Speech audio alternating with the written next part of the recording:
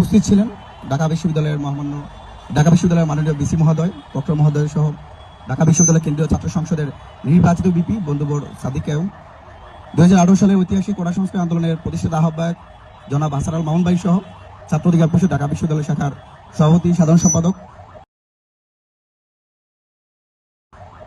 কেন্দ্রীয় কমিটির senior vice president Newaz খান বাপ্পি, রাকিব সহ উপস্থিত সবাইকে শুভেচ্ছা জানাচ্ছি। আপনারা জানেন যে ছাত্র অধিকার পরিষদ এমন একটা সংগঠন যারা 2024 সালের জুলাই আগস্ট ছাত্র নাগরিক গণঅভ্যুত্থানে প্রতিটা বিশ্ববিদ্যালয় কলেজ ক্যাম্পাসে জেলা মহানগরে যেখানে আন্দোলন সংগঠিত হয়েছে সেখানে একমাত্র সংগঠন হিসেবে তারা নেতৃত্ব দিয়েছে। অন্য অনেক সংগঠন আছে, তারা সবার সাথে কাঁধে কাঁধ মিলে কাজ করেছিলাম। তারই ধারাবাহিকতা আমরা ফ্যাসিস্ট শেখ হাসিনার বিরুদ্ধে যেভাবে লড়াই করেছি, একইভাবে সামাজিক সাংস্কৃতিক কাজগুলোতে আমরা শিক্ষার্থীদেরকে নিয়ে উৎসাহিত করতে চাই। আমরা নতুন বছরকে স্বাগতম জানাই। নতুন বছর উপলক্ষে এবং শীতকে